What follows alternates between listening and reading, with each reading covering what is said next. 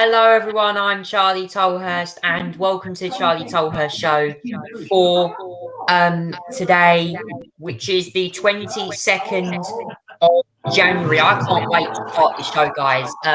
Hope you all well. And yes, we've got plenty to talk about. I'm joined by Labour Party supporter Zach James for all the latest news. Hello, Zach.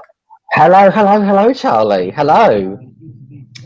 Well, Zach, plenty to talk about tonight, including this bizarre week for the Prime Minister with a fiery PMQs on Wednesday, in which he got, should I say, jabbed and jousted and punched by opposition MPs and also by someone from his own party as well. Former Brexit Secretary, or former Brexit Minister, should I say, David Davis, echoing a very famous quote from Winston Churchill calling for his resignation. Wow, Zach. Boris Johnson certainly had a hard time during PMQs on Wednesday in the Commons. Certainly did, Charlie. And it was all leading up to what a week it was before Prime Minister's questions, Charlie. I mean, there was talk of no confidence votes. Was 54 letters reached or not? It was quite an extraordinary week. But we haven't had the Sue Gray report yet, and we're already on our hands and knees because of the week we've just been in. Prime Minister's questions was quite something. The 54 wasn't reached by then. Tuesday night, it was all buzzing that there may have been reached 54 letters because the Tory backbenchers were pretty dim, Charlie.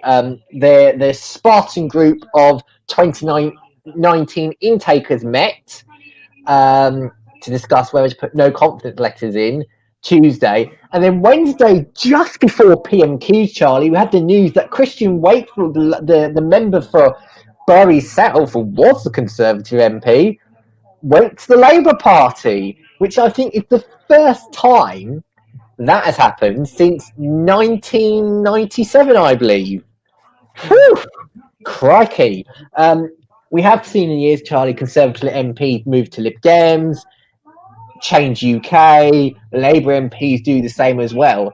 I've not known a Conservative MP, though, to move to the Labour Party, Charlie. That was an extraordinary moment.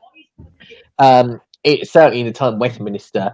There was also, after that, it seems like it outraged his own Conservative Party in that case, to the point where some even removed their letters to Graham Brady, the 1922 chairman, as well. That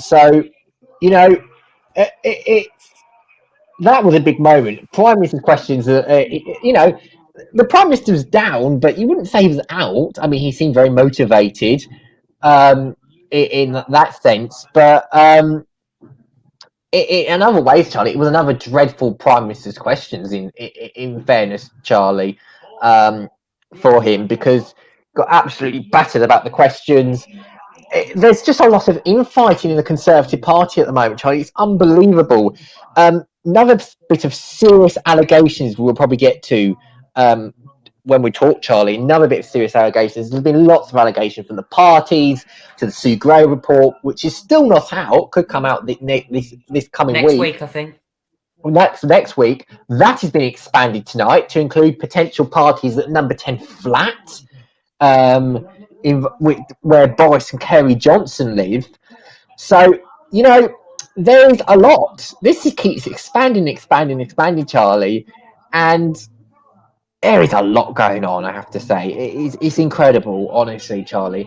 The last couple of days, in Thursday, William Ragg came out and basically said that there's been blackmails by the Conservative whips. By the way, this is what you're showing, Charlie, is Christian Wakefield, the Bury South MP, who won as a Conservative at the 2019 election by 402 majority, I believe, at the time.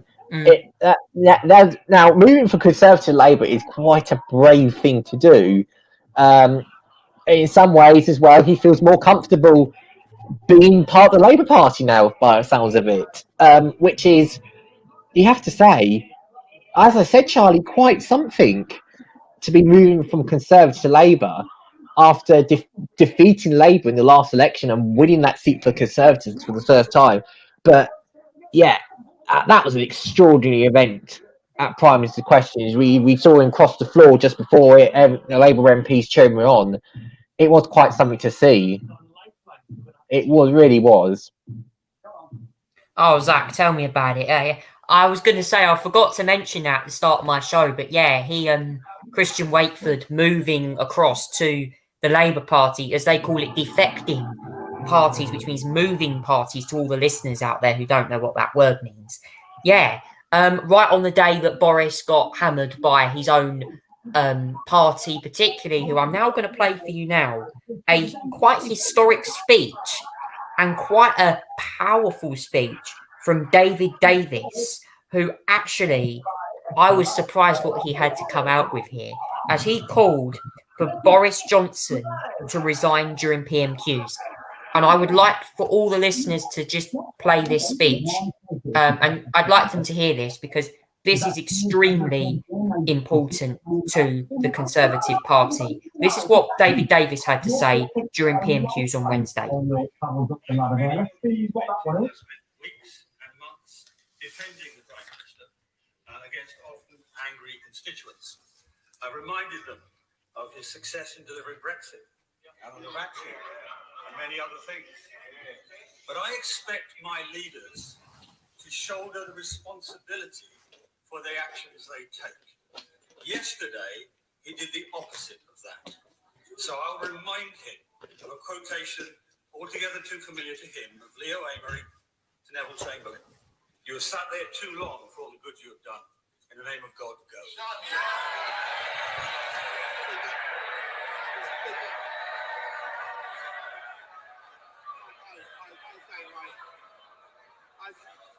Order, Prime Minister. I must say to the right honourable gentleman, I don't know what he's talking about, but what I can tell him, I don't know what quotation he's alluding to that he's referring. But what I can tell him is that I think I've told this House repeatedly, throughout this pandemic, I take full responsibility for everything done in this government and throughout the pandemic. Wow! Oh my God! If you think David Davis is a Conservative MP, then I can just say that was a jab and a spar that Boris Johnson had to take there. And Zach, what did you make of David Davis? Oh, do you know, Charlie, if it was going to be one MP, it was going to be David Davis. No doubt about it. I mean, throughout Prime Minister's Questions, I noticed this last week, Charlie, that during Prime Minister's Questions last week, the Conservative whip clearly set the questions for most of the MPs that was asking the Prime Minister one, because it was all about washing machines and all that sort of thing like that. To that, David Davis certainly did not follow the whip's line today, or whatever they wanted to come out with. In fact, that was a humiliation.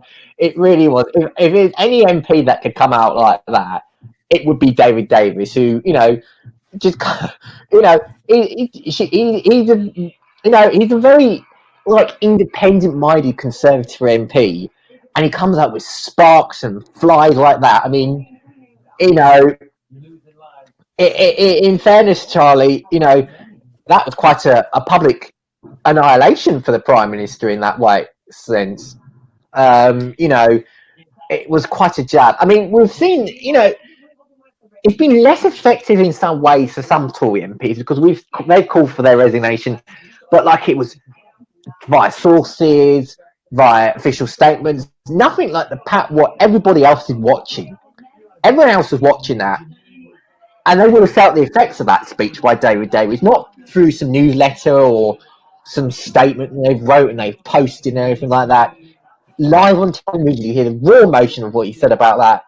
And goodness me, Charlie, wasn't it just effective? Yeah, David Davis, if you know who he is, and big former huge Brexiteer for this country. And yeah, clearly saying enough is enough. Boris must go. And it's clear, Zach, that obviously we're going to come on to another thing in a minute with that obviously the government are affecting here in the UK. But Boris is in trouble at the moment, clearly. When you look at the polls, when you look at the by-election results, the Conservative Party are slipping away from the greatness of where they was. And it's clear as well, with Christian Wakeford defecting to Labour. I mean, in my view, a very interesting move. One I wasn't expecting to happen. No. It's clear that Boris Johnson, with all these parties that have been taking place, even rumours turning around, he had one on the night before Prince Philip's funeral. I'm like, this. I think he's got to be out soon. Surely there must be a leadership contest. Yeah, I think from what I'm reading, Charlie, my personal opinion is that it will be a matter of when, not if. I just think I think the calculations from Conservative MPs is that I think personally, in my opinion, they're going to either wait for the local elections or the Sue Gray report. In my opinion, now I don't. The fact that for me, just analysing what I'm seeing at the moment, Charlie, the fact that this Sue Gray report keeps getting delayed, and there's more parties to investigate, more and more of this, I think it'll be more damning than what people expect it to be. I think it'll be very damning. Because you can't keep delaying. I mean, when Sue Gray took over the report, there was rumours saying it was going to be announced within the next week. Then it got delayed again. And it's, there was rumours that it was come out Thursday or Friday of last week, and it still hasn't happened. So we're hearing rumours about next week. I don't even know, Charlie. I don't even know. I don't think it will come out next week. I bet you bottom dollar there'll be more investigations to look at and all that sort of thing. We know that Dominic Cummings has cooperated with Sue Gray's investigating, because he said personally to Sky News Beth Rigby that he said that he would be interviewed. We know Martin Reynolds has now been interviewed by Sue Gray, and I believe the sender of the emails of the replies to Martin Reynolds has been interviewed now. So this keeps gathering, Charlie, and I think it's going to be pretty brutal. Whoever's going to be, someone's going to be affected quite badly. So I think this is going to be a quite brutal report, to be honest. Well, there'll be one thing or not. They will be investigated, I'm sure. So all I can say is we'll keep you updated on all that news. Well, we're going to move on now. This is the Charlie Tolhurst Show live on YouTube tonight. Hope everybody's enjoying the show tonight. But we're going to stay on the UK news briefing, because today there has been a huge protest in London over the NHS vaccine mandates. Now, I believe by about April, there is going to be a mandate deadline for all NHS staff to be fully vaccinated. Now, I'm not sure that includes the booster, now that's apparently going to come into law in Scotland now. But basically, if you don't get vaccinated, according to the government, you lose your jobs. Now, there was an unvaccinated NHS doctor that spoke to the Health Secretary, Sajid Javid, I think about a week or so ago, and questioned him why he didn't have the vaccine. Now, Zach, I have to say, we're going to lose a lot of NHS staff because of this, and I think this is going to lead to a big crisis in our healthcare. I think they report about 70,000 or something like that, who could be basically dismissed because they haven't been fully vaccinated or got at least a vaccine. I have to say, Charlie, I feel very little sympathy for those who don't get vaccinated in a high-risk setting. The NHS is about as high-risk setting to work in as you get. And you don't get vaccinated, you're putting yourself at risk with potentially others who go into these hospitals, Charlie. So in this situation, for health workers, I feel very little sympathy if they didn't get vaccinated. They work in a high-risk environment. Why are they making it hard for themselves to stop getting the virus and stop spreading the virus? I don't get it, Charlie. I have very little sympathy on this one. I think people should be vaccinated. I think they should be mandated to get vaccinated if they are in the workforce of healthcare and working with vulnerable people. I'm sorry, Charlie. I think that's personally my opinion on that one. I think if you work in a high risk environment, you should be forced to be vaccinated. I feel very little sympathy for these people who refuse to get vaccinated, working in a high risk environment, knowing that they're putting themselves in and others that they work with and the patients that come in at risk. I think they should have been vaccinated. They should be forced to be vaccinated. And I'm sorry, I have very little sympathy for this one. I think, So, yeah. So, Zach, you're saying adopt a similar strategy to what we're seeing in the United States with President Joe Biden's vaccine mandate for federal workers and federal employees. Yeah. Obviously, the mandate there is healthcare workers. Obviously, the actual all the private business got dismissed, except for certain circumstances, such as the healthcare. If you work in a healthcare professional, that got dismissed. That's been allowed, that mandate, and I would sort of keep it for. I would certainly support. I support this mandate. I think they work in a high risk environment, especially with a highly contagious variant. It spreads quickly. Although it's milder, it's still highly contagious. It can make the oldest of people, the most vulnerable, very ill, potentially kill them. So I support these sort of mandates, Charlie, because I think it's ridiculous, the idea that you are going to be working in a hospital and not get vaccinated and therefore put yourself at serious risk of others. I think you should be vaccinated. And I'm afraid if you don't, then I'm really sorry for you, but you really, you should be nowhere near other people, I'm afraid, like that. I'm sorry. Well, sounds like to me, as mandates go, look at what happened on Majid Nawaz's side from LBC. Yeah, but he was peddling conspiracy theories, Charlie, and he was rightly dismissed for that. I'm sorry, but if you peddle COVID conspiracies and misinformation, then you ought to be dismissed. So that dismissal was pretty well worth it, in my opinion. He wasn't one of the protests today, just to confirm. I did look on Twitter and I saw him marching in London today with Anthony Hinton, another former NHS doctor, basically saying if we have this mandate, we're going to lose thousands of staff. I mean, to be honest, I just simply get jabbed. There's probably some of those who can't get jabbed for medical reasons, understandably, but there's those who are just legitimately not making the choice to get vaccinated out of their own spite. So I'm sorry. I think the simple solution is to get vaccinated, stop making a fuss. You work in a high risk environment, get mandate, get your vaccine, or face you losing your job. I have, that's how I see it.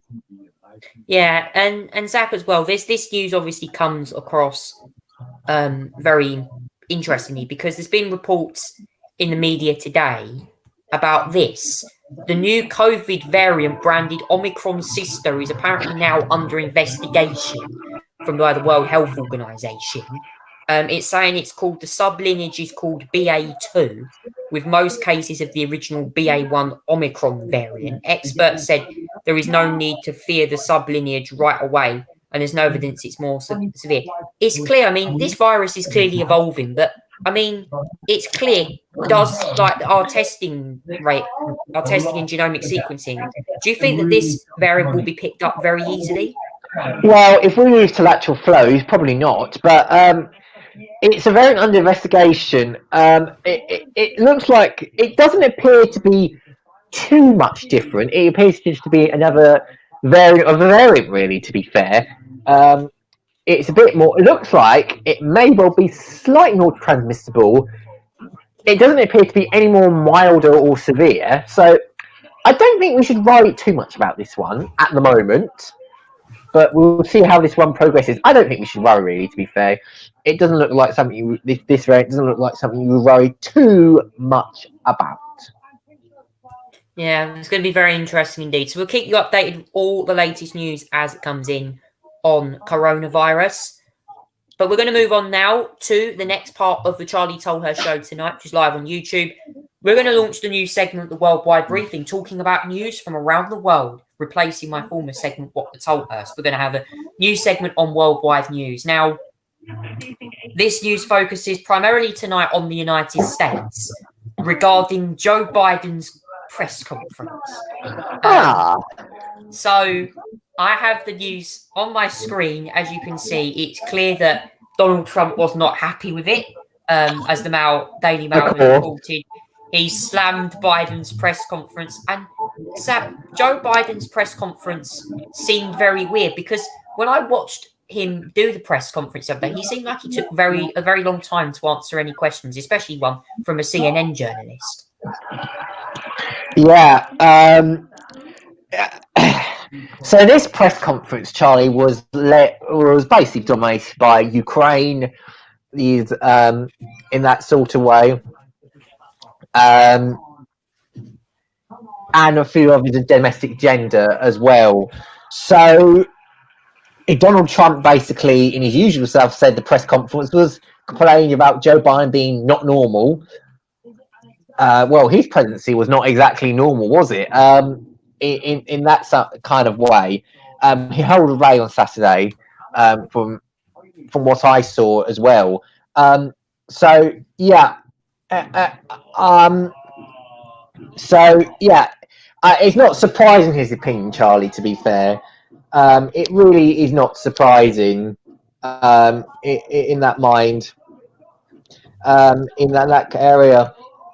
So yeah, I mean, he's going out with the usual grievances as well, usual talking points. We've got midterms this year. There's certainly going to be a lot of improvement needed for Joe Biden. His approval rating is that low. In other words, Charlie, as well. So there is lots of issues to discover in that sort of way, as well. And there's obviously the situation in Ukraine as well, Charlie. As well, there is a situation on that. So there is a lot to worry about for the US. I mean, their reputation in Afghanistan withdrawal was pretty bad. I think they really need to get them ahead of themselves now, Charlie, if they want a successful withdrawal. I mean, if they want not successful withdrawal, if they want success to prevent Russia invading Ukraine, because that's the last thing that anyone wants to happen, because that is a diplomatic disaster if that happens, no doubt about it. Yeah, I just have to say,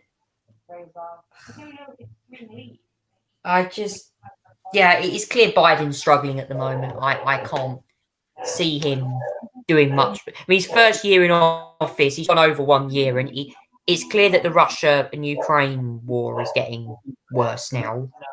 There's a lot of that problems.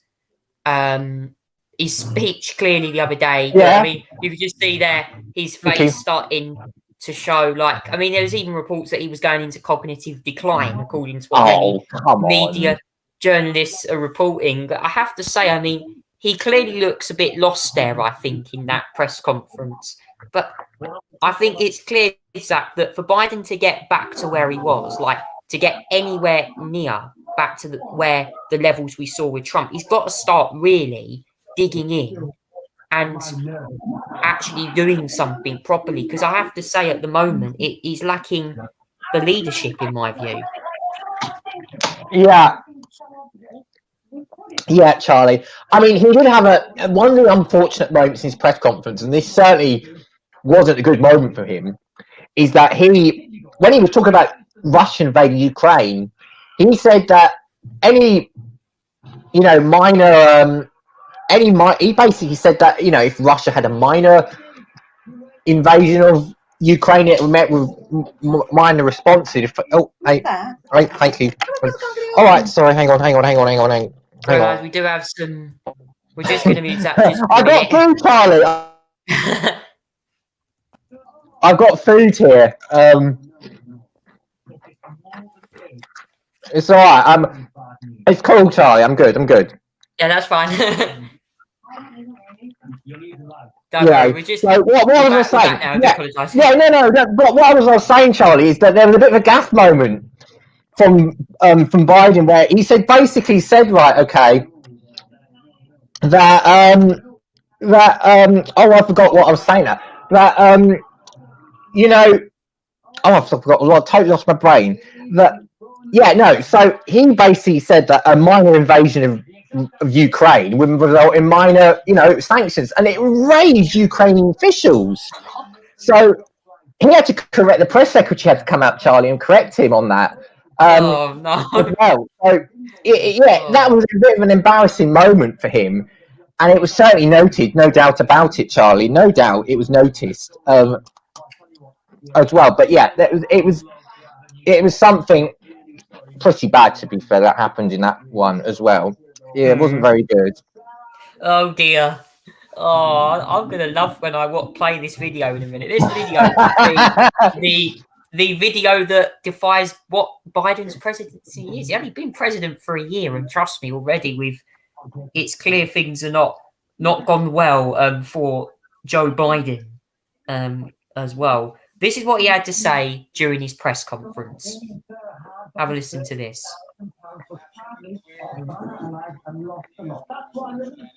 Oh, here we go. Good years since I took office. It's been a year of challenges, but it's also been a year of enormous progress. Did you overpromise to the American public what you could achieve in your first year in office? And how do you plan to course correct going forward? Why are you such an optimist? Look, I didn't overpromise, but I have probably outperformed what anybody thought would happen. I did not anticipate that there'd be such a stalwart effort to make sure that the most important thing was that President Biden didn't get anything done. Think about this. What are Republicans for? What are they for? Name me one thing they're for. Mitch has been very clear. He's doing anything to prevent Biden from being a success. I get on with Mitch. I actually like Mitch McConnell. We like one another. But he has one straightforward objective.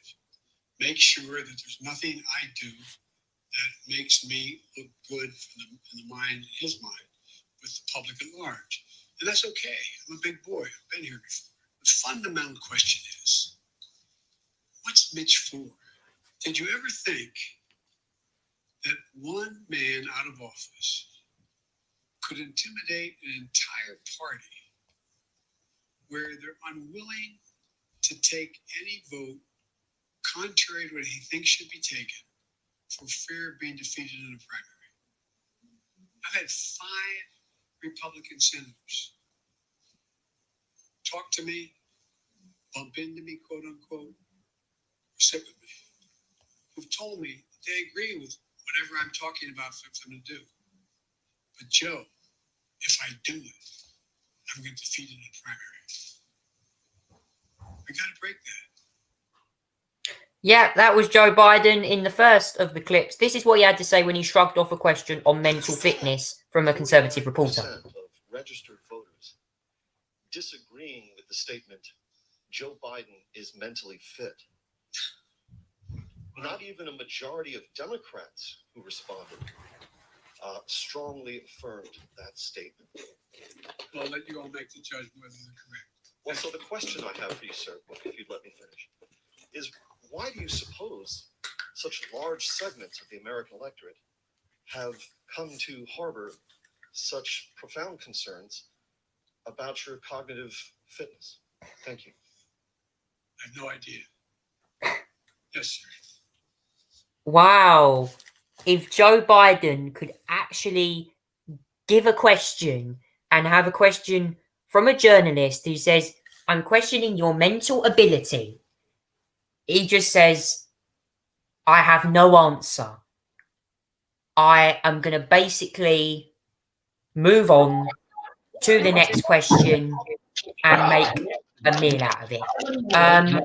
Yeah, it's clear to me that Joe Biden has made a big mistake with that question. Zach, what did you make when he skipped that question from the Conservative commentator there? I think it sums it up, Conservative commentator. I mean, there's a lot of conspiracy theories about his... sorry, my thing's a bit...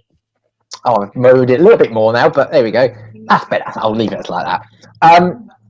I think there's a lot of conspiracies out there, Charlie, about Joe Biden's mental fitness. I mean, come on. I mean, you can make a lot of conspiracy theories out of it, as it is, Charlie. But I have to say, as long as he's fit, healthy, and all that sort of thing, he's obviously healthy and all that. So I think all these conspiracy theories about, whether he's cognitively there, of course he is. It's just conservatives loading conspiracy theories. I mean, whether he's good at the job or not is obviously one thing, but being cognitively fit is another, and he certainly is that. I think personally. Wow, I am surprised to hear that, Zach, to be honest. To be honest with you, I thought I was surprised with actually that opinion. I thought that was going to be an interesting. I mean, cognitive decline is something I am very much in favour of what the media call in the mainstream media, clearly Fox News, want to say that about Biden. But yeah, I think Zach was saying he's cognitively fit. It's going to be interesting to see how his fitness goes over the next couple of years, whether he's still president, whether Donald Trump comes back, roaring back into the White House in the years ahead with potentially another go at the presidential election. Oh, well, it's going to be very interesting, guys. Please comment down below what you make of Joe Biden's press conference and also him potentially dodging questions from reporters. Please let me know. I'd love to hear your opinion on that. Now, it's time to talk about Sports Round. Now, sports news this week is going to be a little bit... actually, we're going to mainly talk about football this week. All you guys who've been watching football would have known that we had this week, I believe, the Premier League in the UK on today. Plenty of matches. And yeah, Zach, big matches in the Premier League today. Yes, Charlie. There were several matches in the Premier League today. I'll get them up actually as well. One of them I think was West Ham v Manchester United, which went to a 1-0 victory. West Ham in the 90th minute. It was all to draw there as well. That's quite a boring game. Actually, Man U beat West Ham, just to confirm. Yeah. That's what I was saying. Man United won West Ham 1-0. Last night, Watford was beaten 3-0 by Norwich in the Everton versus Aston Villa. So this is Everton's first match since they sacked their boss Rafa Benitez. So they lost 1-0 to Aston Villa. Wolves 2-1 victory, and that received quite a delay in the first half, Charlie, over Brentford. So 2-1 victory over Brentford. That was quite a match because there was a delay for a drone over the stadium. That resulted in 20 minutes of added time in the first half. Whew. Quite a lot for the players to be dealing with. Leeds Newcastle was Newcastle's 1-0. Man United 1-0, as I said. 1-1 Southampton Man City. That was Man City's winning run is over. Tomorrow we got Palace v Liverpool, Arsenal v Burnley, Leicester Brighton, and the big match of the day, Charlie, will be Chelsea and Spurs. Big match coming up in that regard. So yeah, that is going to be one to enjoy tomorrow. London derby. Yeah, a London derby and also Norwich. Wow, I mean 3-0 winners at Watford. And who thought Norwich got probably the team that look most set to go down this season, actually winning 3-0 at Watford. And interesting, yeah, Everton, Carlo, they've lost Rafa Benitez. There's been rumours that Roberto Martinez could go to that club. Don't get me wrong, I'm no football enthusiast, but that's what I've been hearing from sources. Arsenal playing tomorrow against Burnley. They've had a horrible run of matches. I think Arsenal, they lost the other week as well. Yeah, they need a good game. And yeah, Chelsea and Tottenham, big match tomorrow, 4:30 kickoff. That'll be at Stamford Bridge. That match, that's away match for Tottenham, home match for Chelsea. So very interesting news there. Now, also as well, sports news. I'm just going to quickly go to the Monte Carlo rally, which is on at the moment, because the Monte Carlo rally is very, very famous. If you know the Monte Carlo rally, it's a very important event as well. Craig Bean is currently third at the moment, but there was a big crash for Elflin Evans earlier in the day where he lost control of his Ford Fiesta World Rally car and spun off and actually beached it just on the side of the course. Zach, what did you make of this? Yeah, it was pretty interesting off, I have to say, Charlie. In that front, it was quite an off. He was on a good run, I have to say, as well, from what I've seen as well. And I've only seen several stages of it, but he was on a pretty good run. Beached it. He eventually got going, I believe, as well, Charlie, from what I saw as well. One person that has retired, I believe, Charlie, from the rally is Oit Tanak as well. He's retired for the rally as well. I don't know why he retired. Oh, right, he lost the spare tyre, and then he did run slicks in the snow. So it looks like he had car issues throughout the day, and that resulted in his eventual retirement. Unlucky, but yeah, clearly some issues there as well. I believe, from what I've read, Charlie, the leader of the race so far is Sebastian Ogier. I'm correct. You're right, yeah. He won the championship last year, so he's off to a pretty decent start. Yeah, Sebastian Ogier is looking great, and obviously Elflin Evans, who was the runner-up last year, clearly not going that well at the moment in the Monte Carlo rally. But speaking of motorsport news, next week is the return of Formula E. So this time next week, we're going to be reviewing the first couple of races of Formula E. Back next week in Diriyah in Saudi Arabia. Thank God motorsport comes back from next week. So excited for Formula E. New driver lineups. Oliver Askew at Andretti. Antonio Giovinazzi at Dragon Penske. Dan Ticktum coming in at Neo. Oh my God. And Zach, this first couple of races for Formula E, this is a big weekend for all the teams and drivers. It certainly is, Charlie. It's obviously been some changes. We've obviously got the likes of Antonio Giovinazzi coming into the sport as well. You got a few new faces as well. It's exciting. Formula E is exciting, Charlie. It's very, very exciting. And I'm really looking forward to the start of the season, Charlie. I really am, because it's going to be as exciting as ever as well, because I'm just really looking forward to it. Yeah, I am as well. Plenty of big names coming up next week. Obviously, the reigning champion is, of course, Nick de Vries, going for his second consecutive title as well, which for Mercedes will be a big bonus for them, because obviously I think at the end of the year they're actually pulling out of the Formula E season as well. There's also rumours as well that more teams could join Formula E. I don't know. We know Volkswagen have been rumoured to go to Formula 1, so it's clear that that's going to happen. But Formula E back next week in Diriyah. The circuit, we're just going to get you up that now, actually, on my screen whilst I'm here, which is the Diriyah Formula E Saudi Arabia, I think as well. Yeah, here we go. We've got the track for you here, actually. I'm not sure if this is the exact track, but we do roughly have a track map of Diriyah. I think here it is.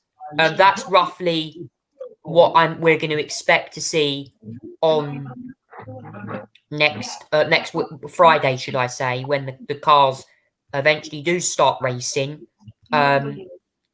This is the track here in question, the Durian Circuit. It's going to be dusty. Yeah, that's the track there. Obviously, this is taken from season 7, but we are expecting this similar track to be used. Yeah, 21 turns, 2.4 kilometers in length. Looks like they're going to have, and I'm not sure whether they're going to. Looks like they could have potentially have an attack mode activation zone potentially coming on the start-finish straight. Maybe as well. There will be an attack mode that Formula E drivers can use. But yeah, that is the track for you guys for next week for Formula E in Diriyah for the first 2 races. It's going to be very, very interesting to see how the teams and drivers get on in Diriyah next week. Yeah, most of them normally shove the attack modes in the corners, I believe, normally. So it could be pretty much anywhere at the moment, Charlie, in terms of where the attack mode could be. But yeah, it's exciting, isn't it? Really looking forward to it coming. It's back Friday and Saturday because there's 2 races and a new qualifying format as well, Charlie. I should point out as well, it's a knockout style qualifying format, a bit like a tournament in some ways. It's like a mini World Cup. Let's just say it like that. So I'm really looking forward to seeing it, Charlie. The qualifying especially as well, because it's going to be a completely different format. Yeah, new qualifying format. Forgot to mention that. That's coming out for Formula E. I can't wait for this. It's going to be amazing. Formula E back next weekend in Durian, next Friday. Oh my God, I cannot wait for that. But moving on now to Conversation Corner of my show. Conversation Corner is the segment where we talk all about the latest news from, well, in general, any topic. But obviously, because The Apprentice has been on, we're going to talk all about The Apprentice. And I just really want everyone to understand exactly what this show was. Now, the last task was to create a non-alcoholic beverage. So the teams were named, which was Diverse and Infinity, that were the 2 names for the teams. And also as well, 2 people were put into roles for project managers, being Nick for Diverse, and Infinity was actually Sarah, who was put in charge of the team as well. So very, very interesting team names. Obviously, they came up with products to compete with this market, the non-alcoholic beverage as well, because obviously this was a non-alcoholic task. All the teams had to create a non-alcoholic beverage that would target customers, that would have to be sold. They'd have to make it from scratch. They'd also have to come up with the branding as well. And Zach, I have to say, it was a very interesting task, this. And unfortunately, 2 candidates ended up becoming on the losing team 3 times in a row. Yeah. Yeah, I was interested in the task, Charlie. I have to say, looking at it, because non-alcoholic drinks, it sort of reminds me of my style of things, right? Okay, in that part, because I don't know if you're aware, Charlie, but I don't like alcoholic drinks as well. One thing I have to point out as well, Charlie, before the task started, is Shamma pulled out because of there you go. Cheers. She pulled out because of rheumatism arthritis. Yeah, she had she had basically had a little bit of mental health problems, if we're going to be calling it that sort of thing. So she pulled out of the task and therefore the competition because of ill health, and we wish her well, obviously, because you know, we want everyone to be in good health. We want everyone to enjoy the competition, and you know, it was a shame that she obviously pulled out the task. But the task, non-alcoholic drinks, very interesting, Charlie. I have to say, I felt like the standards this time round, Charlie, were better. You know, they were definitely better this time round. If we look at it as well, Navid was the one that was fired though,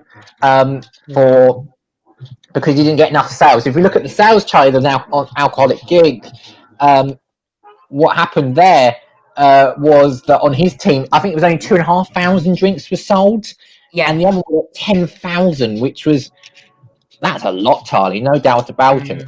That was a lot of drinks sold, and the 2.5. It's a big difference if you think about it, Charlie. But yeah, it resulted. Navid was the one that got fired. And he was sent out. And I have to say, look at it. When he was on a taxi, Charlie, he did this weird sound when he signed out on the taxi. it felt very chubby. He has a bit of a personality, but unfortunately, he has a personality, but obviously isn't good enough to be in a team, so that's why he got fired. Oh no. Yeah, Navid got third candidate to leave the process, and I've got the logos on my phone. Actually, I've managed to find them from Twitter, or I managed to somehow source them from Twitter. Nick went for Vodify as the name of his product. As you can see, Vodify non-alcoholic vodka, lime, and soda, which actually tasted more like lime cordial, if you ask Alex or Alan Sugar. Not a fan of vodka as well. Not the vodka. Everyone hates vodka by the sounds of it. They're just not a fan of vodka. The team that Navid was on, obviously, it was actually Sophie who was the project manager. Crafted and spiced, and apparently the consumers, or the actual consumers, said that the branding looked a bit old-fashioned. Didn't quite get the sales in, and Vodify for some reason was a lot more simplistic, and actually for some reason got a lot more sales. Yeah, that was the case. In fairness as well, I'm not a fan of vodka in that instance, because I know a few others that are not a fan of vodka because it tastes really horrible and it makes you spew up. And I know certain friends that have had that sort of thing as well. It's not lovely, Charlie. Unfortunately, it's not that lovely. It certainly wasn't that enjoyable, I don't think, Charlie, in that department as well. Yeah, I think that's why, that lost. And the sampling as well. There was certainly some screw-ups in the sampling. Vodka, lime, and soda, non-alcoholic. Sounds just as horrible as the normal one. And during the samples, I think the girls screwed it up as well, really, didn't they? They did. They screwed up the samples, so you end up with the wrong thing presented to obviously the people that's pitching it. And yeah, wasn't very nice, was it, Charlie? Not exactly. The taste of the other one didn't taste much better, according to what Lord Sugar said. I have to say, I thought the branding was okay, but the girls one, or the other team with Ashkai and Navid on it, they lost it purely because of the branding. And in the final ballroom, it was Sophie. I was surprised Ashkai came back because he actually done the most sales. But as Sophie said, apparently out of the contribution to the task, him and Navid actually made the less contribution. I mean, Zach, did you agree with Sophie's final two candidates for the ballroom? I thought it was interesting. I'm not sure I necessarily agreed. I mean, it was clear that Navid was the weakest one and all that sort of thing. I always feel like the team leaders, obviously they go to the boardroom together because they're the team leaders, are the most responsible. I think it's obviously what part they play, and obviously Navid don't think what the team leading is, but he really didn't do that well as well. I think there's many things that got screwed up, and that's why he won. Akshay, yeah, he's a bit of an argumentative one, do you think, Charlie? Because I feel like he's argumentative half the time, and he obviously wants it done your way, his way, and wants control, and it doesn't necessarily work, and therefore he struggles to get alongside the team, Charlie. So yeah, he's lucky so far, but he's still in the competition, and he can prove over time. Yeah, and Akshay certainly will be one to watch, I think. The other team, though, as I said, diverse earlier, won comfortably in the task, and Infinity just got screwed up, unfortunately, with the sales. And this is a product you got to sell. You got to sell a non-alcoholic beverage, otherwise you end up making mistakes, which is not what you want to do. Now, The Apprentice does return next Thursday at 9 o'clock on BBC One. Next week's task is going to be very interesting, to say the least. It's fishing, isn't it? I think it's fishing. Yes, they're going to be Fishing, doing. yes, fishing. I think they're doing some fishy stuff. Hang on. Oh, there you go. Thank you. They're doing some fishy things. I think they'll be catching fish. I think, or catching fish, and they're selling, making fish dish to the public. I think what it is. Look, I'm reading from the program description here, as well. So yeah, that's what they're doing. It's going to be one team's obviously going to be on the fishy end of things, and someone's going to get fired, Charlie. I think they can go in there with the fish as well to get nested if they're really that bad. Yeah, the teams will be mixed. The teams, of course, have been changed. So will there be more changes? We don't know. All I can say is please tune in next Thursday at 9 o'clock for The Apprentice. I've certainly recorded it, and I'm sure me and Zach will be watching very closely how the candidates perform next week. Obviously, as Zach mentioned earlier, Shamma unfortunately had to withdraw from the competition due to health issues. Unfortunately, as I said earlier, she does suffer from rheumatism, arthritis, which I have to say is a horrible condition. It does affect your body. It can affect parts of your body massively. I wish her all the best for her future. And I wish her the best for a recovery as well. Because I know it's not a very nice condition to have, and it affects people in many ways. Now, moving on now to the papers now. Oh my God, we have got some big papers this week to talk about. I'm sure the papers are plenty full of great news. We also might have a look at tomorrow's papers, if any are coming in. We're going to keep you updated if tomorrow's papers do start pouring in right now. Here we go, guys, with this week's headlines for Saturday, the 22nd of January. And I have the papers for you right here now. So in the Observer this week, it says Sue Gray, the senior civil servant investigating an alleged lockdown party down the street, has analysed the swipe card data, the Observer writes. The Sunday Mail also says TV star Navikas Antipas was conned out thousands of pounds by Nicholas Rossi, an American fugitive who flew to Scotland. That is my help with a fugitive as well. Actually, no, there are a couple of tomorrow's papers that have actually been. Yeah, there are two papers that come out tomorrow, actually.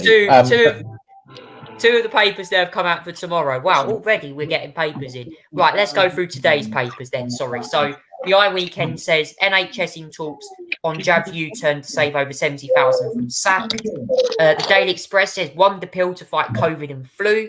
The Guardian says show us all the evidence on number 10 parties, Johnson told. The Daily Star reports on page 9, watch your quack. And it's the intergalactic geopolitics gym, but not as we know it. And also, Vladimir Putin's warmongering has frightened off aliens, apparently. The Daily Mirror has the headline, end of a rock legend, Meatloaf dies of COVID. Obviously, that's a big news. Very saddened to hear that, because obviously Meatloaf was a big singer for many of us. And also the Daily Telegraph says government seeks to gag BBC over spy stories. What do you make of all the latest headlines? Yeah, let's start with. I think it's important we start off tomorrow's actually paper because, interestingly, Zerba Charlie, it appears that Sue Gray has got catch of a new party. Very worrying. Sorry, my dog's going off a little bit. Do excuse the dog. Yeah, calm down. There you go. Sorry about that. Yeah, the Sue Gray has obviously got access to some of the security details about potentially the parties. She thinks she's found a new social gathering, Charlie, and that's significant. We know, obviously, Charlie, that certainly that there's now been. She's now investigating the one in the flat with Boris. And Kerry, that's obviously the flat that they live in as well. But the fact that she's going for the security details of these events, Charlie, means that she's catching out more and more of these events. And I have to say, Charlie, if number 10 stuff needs to be worried about this, because there's nowhere to hide basically in what's happening at the moment. As well, let's go to the Sunday Mail, because this is obviously not the Daily Mail. This is the Sunday. My hell with fugitive con man. This presumably the television star. What's his name? I don't know who he is actually. I'm not. Nafasika Antipaz or something. Oh right, I'm not. I'm not very recognisable. This one. Of these people, unfortunately, but it looks like there's some sort of relationship that's not gone very well here, Charlie, and it's resulted in this front page as well. It's very, very unfortunate what's happened. Let's go to the weekend papers. iWeekend. We've already talked about the protest today, Charlie, in London. Obviously, 70,000 staff potentially could get sacked. That is a significant number. No doubt about it. That is a massive, significant number that could get sacked. But unfortunately, that's 70,000 of their own fault, unfortunately, in my opinion. They're talking potentially to pause this. I don't know how I feel about that personally. In my mind, I think they should be jabbed. I think they should stick to the deadline. Daily Express is talking about a pill to COVID and the flu, which is true. If true, that's fantastic. Any more treatments that can be done, definitely welcome. Definitely welcome. Obviously, it needs to be proved and everything like that, but that is very much welcome if that is the case. As well, the Guardian shows all the evidence. Number 10 parties. Johnson is told. Yeah, I have to say, Charlie, it'll be interesting to see if one thing is whether we're going to get the whole report of the Sue Gray or we're going to get the findings. I have to say, I hope we get the full report, because if you just get the findings out of it, you set yourself up for stitch up.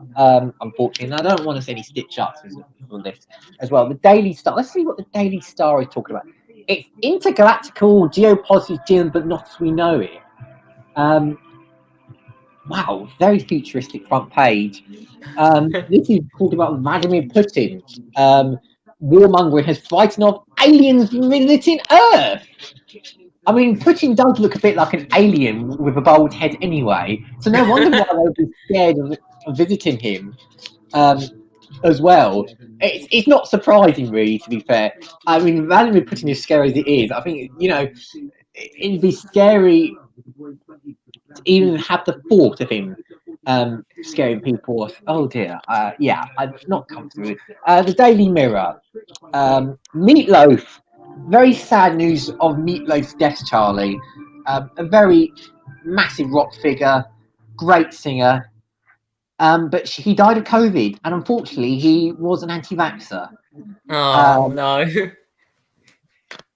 And he lost the fight with the A74. Some of the songs have gone to the top of the chart. I've got a call from Eddie here. I'll ignore it for a minute. But nevertheless, Charlie. Sorry a minute. I'll just get that done. I think as well. It's a sad shame that he turned out to be an anti-vaxxer, because if he got vaccinated, he would have not died for this. But he was a great singer and everything. Charlie, what some great song. And yeah, Bat Out of Hell. Great. I'll Do Anything. Some of the songs I've found up with it, he done. Yeah, absolutely. Some incredible songs. Incredible and an unbelievable job he did as well with the songs. So there was some special songs there. The Telegraph, I'm still about the BBC being trying to be gagged over a story, a spying story. This is interesting, Charlie. This is obviously a very big national security problem that the government really do want to keep. The BBC are saying that they want to release this story because it's in the public interest. I'm surprised the BBC the government want to put a stop to this, because unless it's a national security threat, then I'm surprised they want to even do that sort of thing. So yeah, I'm very surprised about it. Well, they want to gag this. The Daily Mail is campaigning on pausing the national insurance tax hikes, and I agree with this, Charlie. It's not often that I agree. It's not often that I agree with the Daily Mail on things, but national hike tax delay, I agree, because we've got interest rates increasing, we've got energy, gas prices going up. It's only right that, this is a cost of living crisis, Charlie.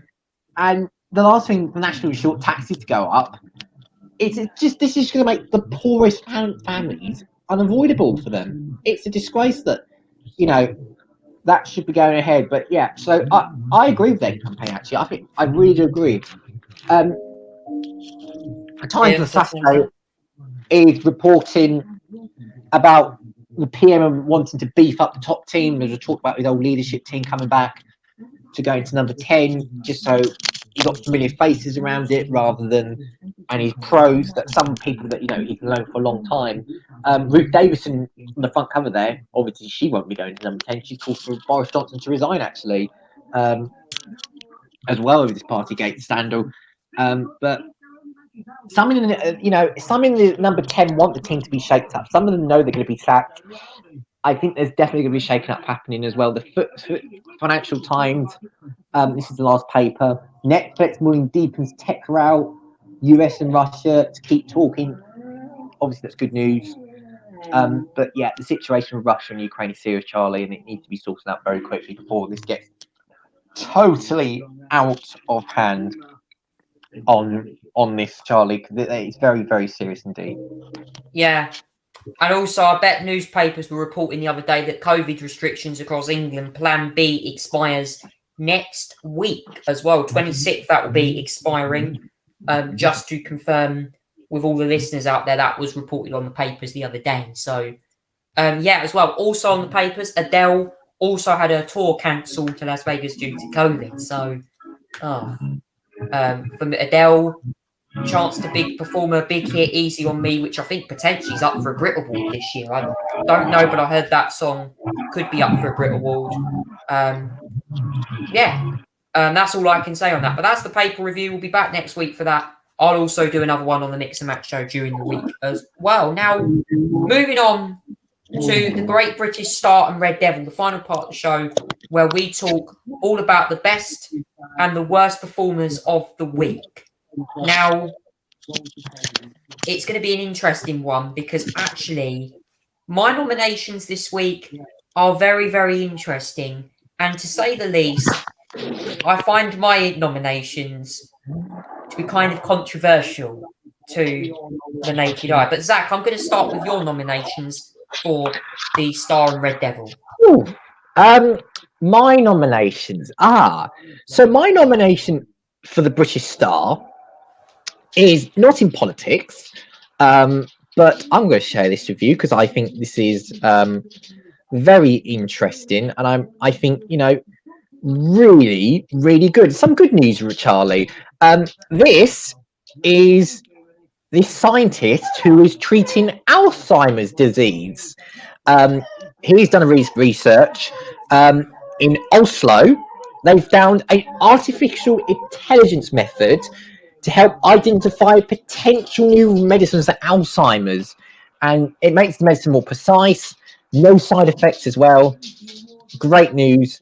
The person I'm talking about here is Ivando Fang, the leader of the group as well, or the leader of the new research group as well. And he is my Great British Star of the week for developing an Alzheimer's breakthrough. Brilliant news for... that's going to... I deserve a round of applause for that. That's incredible. Yeah, that's fantastic. What an incredible development. I think I reported on that once, actually. I remember last year, I said there was this thing that was going to come out, and I think this is it here. It looks amazing, trust me. Yeah, fantastic, Charlie. The Red Devils, though, the Red Devils for this week are the number 10 Whips. The number 10 Whips, well, Ring Rag reported on Thursday, Charlie, at his Select Committee appearance, that there was reports of blackmailing by the number 10 Whips, intimidation. He's meeting Met Police next week to speak to the police about these intimidation tactics. The new Labour MP for Bury South as well, Christian Wakefield, has come out, has also said he was intimidated and being blackmailed by the number 10 Whip when he was a Conservative. In fact, Christian Wakefield said that Gavin Williamson, at the time he was Education Secretary, was blackmailing as well. I have to say, Charlie, very, very serious stuff. That is a crime, and if proven guilty, could send people life behind bars. So the number 10 Whips are the Red Devils of the week, Charlie, because of their intimidating behaviour towards Conservative MPs. Oh, interesting. I didn't expect you to that number 10 Whips. Yeah, I mean, there's clearly a lot of blackmailing going on in the party. I mean, don't get me wrong, the backbenchers certainly are in a bit of a bad position. But let's go for my Great British Star this week. And I'm going to give my Great British Star of the week to, and this is an interesting choice, Alan Miller. Who, if you don't know who Alan Miller is, he's actually a member of the Together Declaration. Oh, jeez. Sorry, my dog's gone a bit mad. That's fine, guys. The dog started barking. Oh God! Wow. Welcome to the world of technology. Yeah, but my nomination for the Great British Star this week is, as I said, Alan Miller for the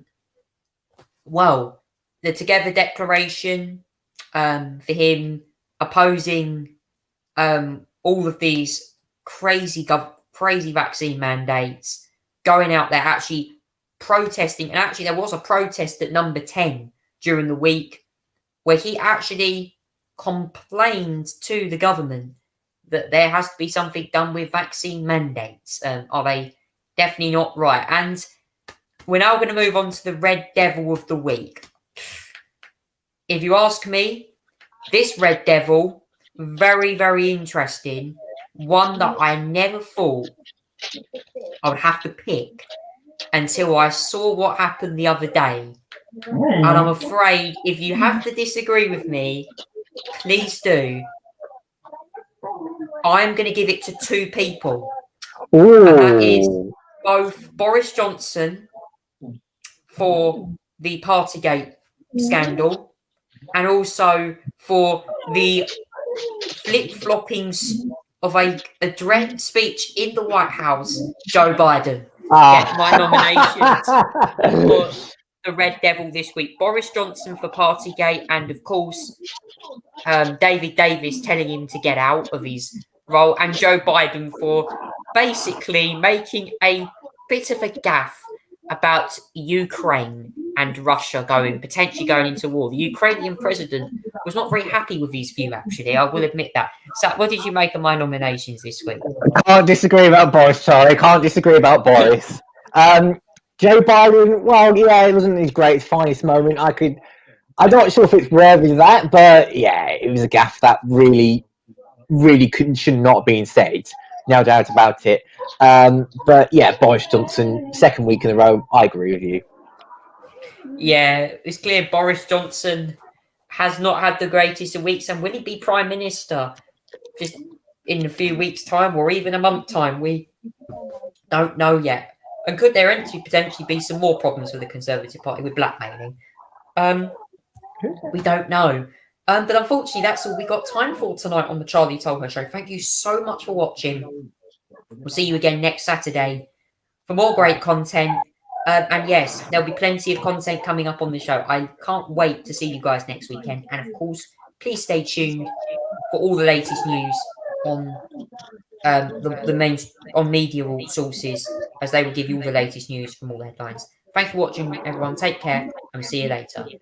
Good night.